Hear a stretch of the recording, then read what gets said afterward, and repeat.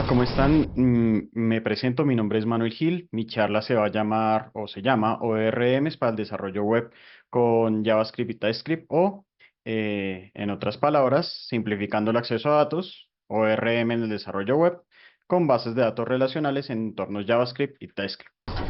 Un poco de contexto, mi nombre es Manuel Gil, soy desarrollador de software, he trabajado con varias tecnologías, como pueden ver por ahí, he trabajado con TypeScript, Angular, Node.js, ya verán un poquito de ese trabajo con Node.js en específico, que es como parte de lo que me lleva a hacer esta charla, con Java, con PHP, pues también creo contenidos, he sido conferencista en algunas charlas en México como es la charla de Cumbre de Contribuidores del Open Source. Y pues bueno, esta es la agenda que vamos a tener el día de hoy. Vamos a hablar un poco de lo que son los ORMs, de las consultas SQL, ventajas, desventajas, uso común, temas de rendimiento, mejores prácticas para ORMs. Y empecemos inmediatamente con qué es un ORM. De Wikipedia más o menos extraje este texto, no es el texto completo, pueden buscarlo tal cual como mapeo de relacional de objetos y mapeo relacional de objetos u ORM por sus siglas en inglés de Relational Mapping. Es una técnica que convierte nuestros datos, es decir, lo que va es a buscar en nuestra base de datos, en específico bases de datos relacionales, va a buscar todas esas entidades y las entidades va a intentar a convertirlas en objetos y por eso pues también hablamos de un tema de programación orientada a objetos. Entonces es la técnica que nosotros utilizamos para convertir nuestros datos de entidades de base de datos relacional a objetos en programación orientada a objetos. A grandes rasgos esto sería lo que es un ORM, pero vamos a ver más a fondo qué es de manera más práctica. Entonces, para ello, primero tenemos que ver qué son las consultas puras y qué es los ORMs. Iniciando la diferencia entre la SQL puro, vemos que está más hacia la capa de el motor de base de datos.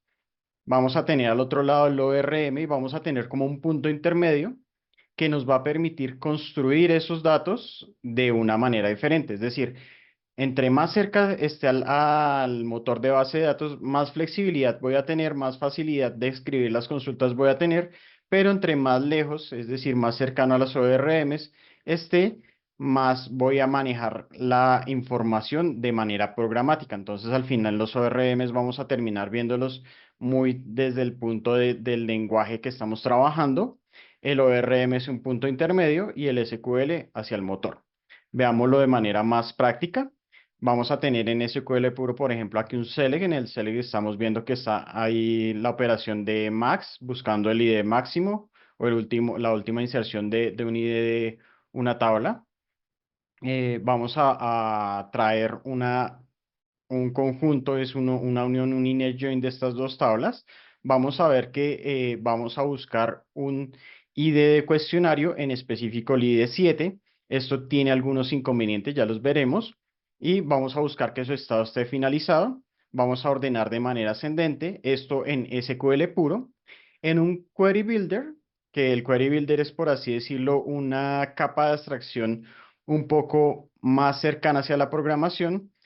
¿Cuál es la diferencia entre el Builder y el ORM? Es que el Query Builder es, por así decirlo, como un helper, un ayudante que nos va a permitir escribir las consultas SQL de manera un poquito más sencilla, pero sin embargo seguimos viendo muy estricto el lenguaje SQL. Algunos ORMs ya tienen como, por así decirlo, también incrustado dentro de sus capas de abstracción un Query Builder. Y ya el ORM como que vamos a verlo un poco más hacia la parte del desarrollador. No vamos a ver como mucho de lo que es el SQL, es decir, según lo que estamos viendo acá no parecen consultas de SQL, parece realmente solamente el manejo de unos objetos, ya que tenemos en específico un users dentro de, digamos, esta clase Este users podría ser, por ejemplo, un repositorio, podríamos estar utilizando algunas técnicas. Como hablábamos anteriormente, técnicas nos referimos a tal vez patrones de diseño que existen por detrás como entidad repositorio. Entonces podríamos hablar de que estamos construyendo un repositorio a través de una entidad y a través de este repositorio haciendo la búsqueda de todos. Y aquí buscaríamos todos. Los usuarios que tengan este ID, vamos a mostrar solamente el atributo ID, vamos a tener una relación, un init join con el quiz attainments, vamos a tener allí también la función de máximo en el attempt ID. Es exactamente lo mismo que estábamos viendo anteriormente, pero no estamos viendo en específico la consulta. Entonces, en resumen, el Query Builder sería como una capa de abstracción a las bases de datos que va a permitirnos algunas ventajas en cuanto a la manera de escribir código, y el ORM estaría basado totalmente en código y en específico en los lenguajes de programación orientada a objetos. Entonces vamos a manejar simplemente objetos en el caso de los ORMs. Pero pues veamos un poco de esas ventajas y desventajas. Y teniendo las ventajas, esa mejora de experiencia de desarrollo y velocidad de desarrollo, ya que no estaríamos como haciendo un cambio entre dos lenguajes, es decir, no estaríamos cambiando de nuestro lenguaje a SQL. Al estar trabajando directamente con objetos, algunos ORMs a esos objetos les dan algunas propiedades especiales o específicas dentro de sus patrones, dentro de la construcción interna que tiene, dentro de esas capas de abstracción que está agregando, y nos va a permitir como generar nuestro entorno, nuestro desarrollo de una manera más simple. Va a tener una mayor legibilidad para aquellas personas que tal vez se les complica el SQL. Entonces vamos a tener es más que todo eh, como la información guiada hacia el lenguaje de programación. No vamos a tener tanto otros tipos de lenguajes. Va a reducir los errores, va a tener unas capas de seguridad adicional, ya que como veamos en las primeras consultas estábamos diciendo que solamente va a tener en específico el intento o el quiz de número 7, el ID de quiz número 7 o el cuestionario número 7. Pero en este caso lo que va a ocurrir es que ellos, antes de pasar directamente el valor, va a intentar parsearlo para revisar que no se esté generando tal vez una consulta o insertando información que pueda generarnos problemas como el que ya conocemos de un SQL injection. Es decir, va a tener unas capas de seguridad adicional para evitar que se generen errores al momento de generar las consultas, valga la redundancia.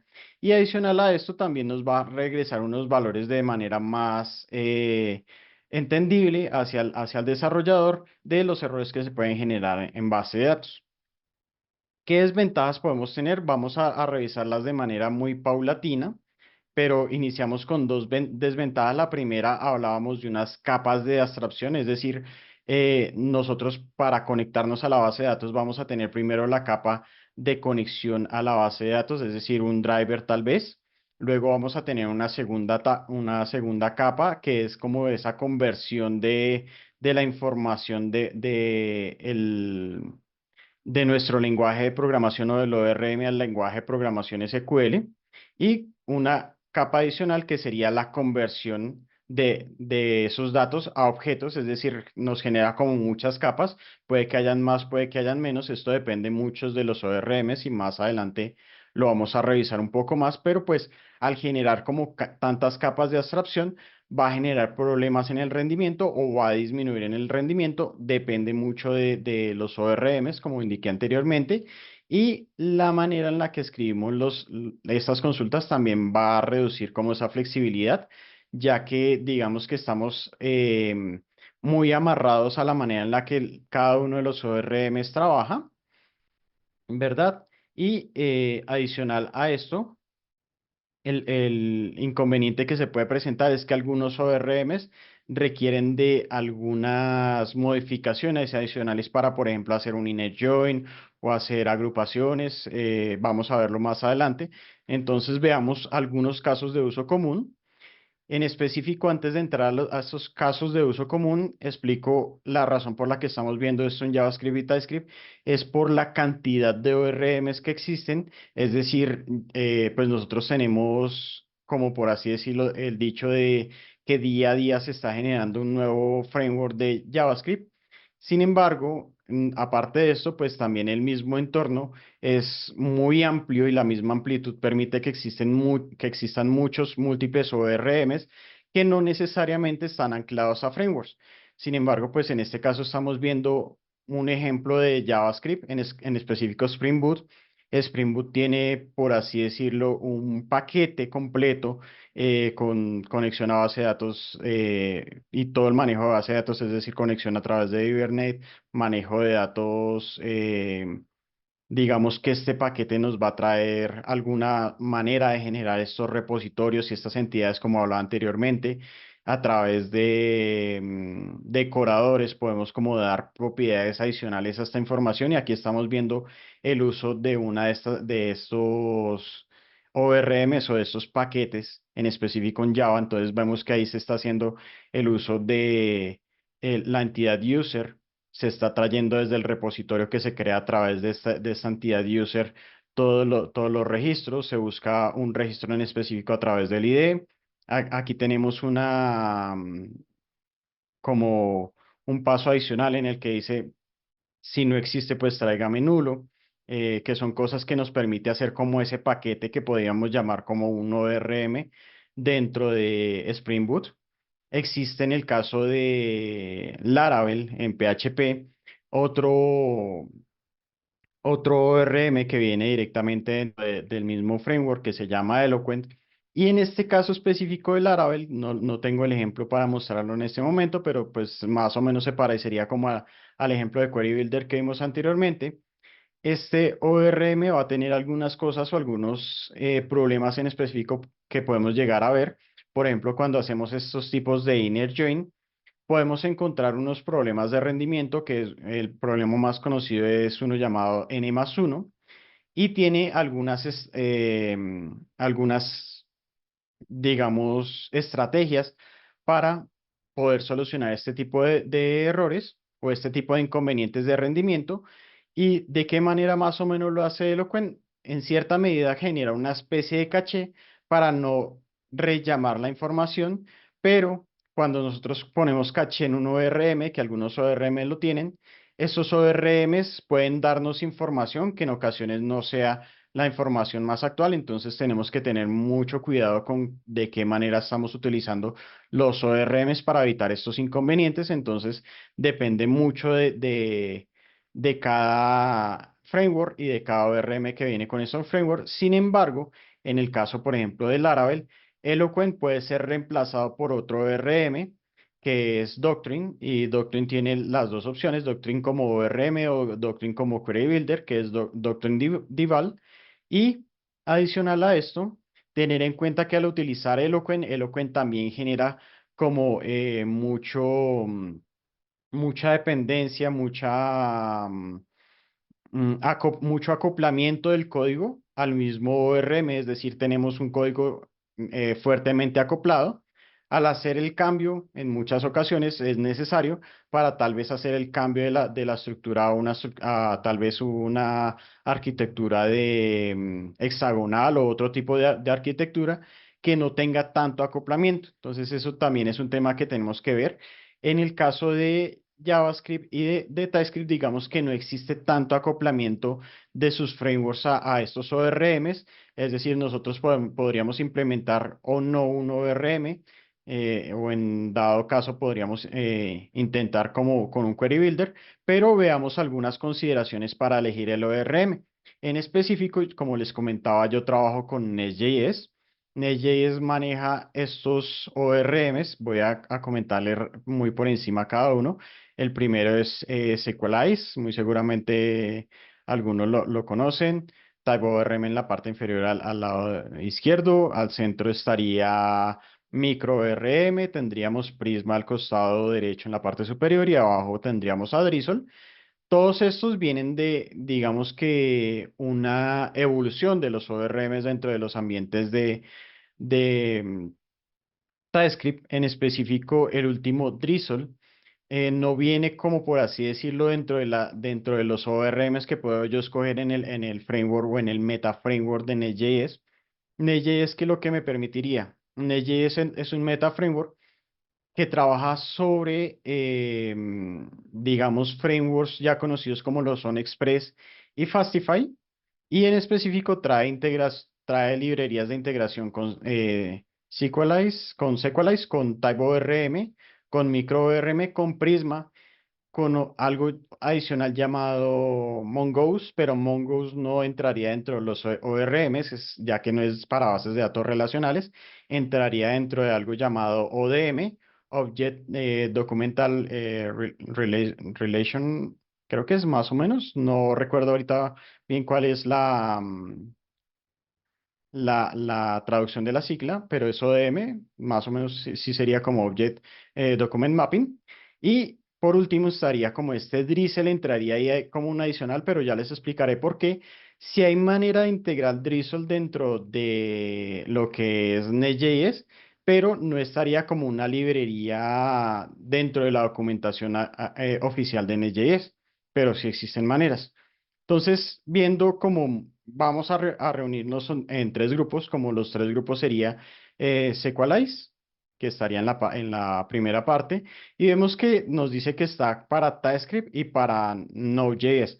¿Por qué ese para Node.js? Porque en específico, digamos que se puede manejar con entornos en Express en específico, que es como la manera en la que más se utiliza, pero por así decirlo, no podríamos decir que tanta compatibilidad tiene él con tal vez otros entornos de JavaScript diferentes a Node.js, es decir, posiblemente no funcione bien en entornos de Boon o en entornos de Dino, aunque Dino, pues como sabemos, trae por defecto TypeScript, pero pues en específico nos está diciendo que es para TypeScript y Node.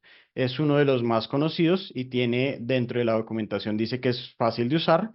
Nosotros tendríamos también en la parte intermedia, tenemos como agrupado TypeORM y MicroORM. Los agrupé los dos porque funcionan de manera muy parecida, muy similar. En específico, los dos ya son como muy bien vistos en la parte de TypeScript, es decir, están más que todo diseñados para TypeScript. La documentación de TypeORM es una documentación muy completa, tiene muchos ejemplos en la web, es decir, la documentación es extensa no solamente la oficial, sino la que hacen otras personas. Y las otras personas como que también han intentado crear plugins para aumentar la funcionalidad que tiene TypeORM. En el caso de MicroORM no es tan conocido, aunque si nosotros hacemos una comparación, TypeORM tiende a tener o ha tenido algunos inconvenientes dentro de algunos de sus lanzamientos. Su versionamiento semántico no es como un versionamiento que uno entienda fácilmente, ya que sus versiones son 0 puntos suspensivos, por así decirlo. Y este cero punto las personas que sabemos de versionamiento semántico, nos querría decir algo así como que está todavía en una versión no estable. Sin embargo, ya es un ORM que ya lleva un tiempo largo en la industria, que ya tiene varias implementaciones, como por ejemplo la implementación que se tiene en la librería de TypeORM para Nest.js, y digamos que tiene otros plugins, cosa que con MicroORM no vemos como tan fuertemente, no existe como tantos plugins o tantas implementaciones. Sí existe una implementación de MicroORM con Node.js, pero digamos que su documentación y la cantidad de información que podemos encontrar en la web de él no es tan amplia como es con TypeORM. Sin embargo, ambos utilizan decoradores y de hecho sus decoradores tienden a ser en cierta medida muy parecidos. Entonces, por eso los coloqué como en el mismo lado. Los dos manejan sus decoradores de manera muy similar. Y por otro lado tenemos Prisma y adicional a él tenemos Drizzle. Hago una aclaración rápida. TypeORM normalmente nos pide que hagamos unas entidades en documentos separados. Prisma tiene una fácil implementación, por así decirlo, ya que cuando nosotros implementamos Prisma dentro de nuestros proyectos nos genera un solo documento donde vamos a tener todas nuestras entidades. La manera de escribir las entidades va a ser mucho más sencilla. No nos va a pedir como que estemos escribiendo tanto código para escribir las entidades. Va a estar todo muy centralizado. Y aparte de ello, nosotros vamos a tener un estudio integrado. ¿Qué significa este estudio integrado? Por ejemplo, nosotros cuando estamos utilizando una base de datos, normalmente requerimos un cliente para hacer esa revisión visual, por así decirlo, o esa conexión visual a la base de datos. Prisma y Drizzle tienen un estudio integrado a través de comandos, a través del CLI que nosotros tenemos con estos ORMs. Nosotros podemos llegar a tener o a lanzar un estudio para tener de manera visual acceso a nuestra base de datos. Y en específico Drizzle, ¿qué ha pasado? Inicialmente se volvió muy popular lo que es Prisma y su forma de uso. Sin embargo, Drizzle lo que hizo fue como tomar el concepto que tenía ya Prisma realizado y ellos empezaron a realizar mejoras sobre este ecosistema y tienen un ecosistema muy parecido a Prisma con su propio estudio, su manera de escribir base de datos muy sencilla, pero generaron como unas mejoras en cuanto a rendimiento. Entonces ya hablamos un poco de temas de rendimiento y normalmente, como decíamos anteriormente, hay como muchos temas de abstracción en capas de esos ORMs que generan problemas de rendimiento. En el momento en el que empezamos a ver estos problemas de rendimiento, podemos decir que utilizar un ORM puede afectar nuestra interacción con la base de datos, nuestra velocidad al realizar las consultas. Sin embargo, actualmente y en específico en el entorno de JavaScript y de TypeScript, los ORMs han intentado como mejorar esa manera en la que manejan la conexión a la base de datos para brindarnos un mayor rendimiento. Adicional a ello, pues vamos a ver algunas de las mejores prácticas para también como darle mejor uso al rendimiento. Y vamos a hablar como por ejemplo de algunos servicios. Antes de entrar a los servicios, me gustaría también hablar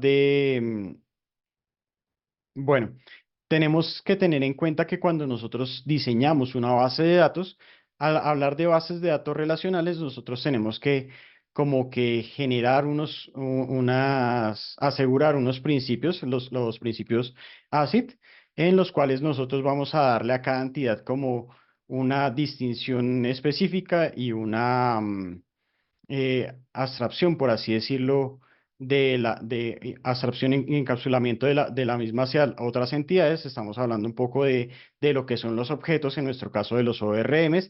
Sin embargo, en el momento de diseñar las bases de datos, nosotros podemos llegar a generar como en cierta medida algunas técnicas para mejorar ese acceso a los datos. ¿De qué manera podemos tomar esas medidas? Muchas veces hacemos como una desnormalización de las bases de datos. En principio nosotros como que intentamos normalizar todo y siempre como que hay un DBA en algunas entidades, en algunas empresas, que nos pide que nosotros realicemos una normalización muy estricta de nuestra base de datos. En específico, en algunos lugares llegan a pedir hasta una normalización 5 de las bases de datos. Lo normal es como llegar hasta la forma normal 3 y en cierta medida, cuando nosotros estamos diseñando bases de datos para aplicaciones móviles o para, digamos, pensamos nuestros endpoints hacia la manera más fácil en la que el frontend va a revisar o a consumir esos endpoints, nosotros podemos llegar a generar una desnormalización de la base de datos pensando siempre en la manera en la que se consumen los endpoints desde el lado del frontend.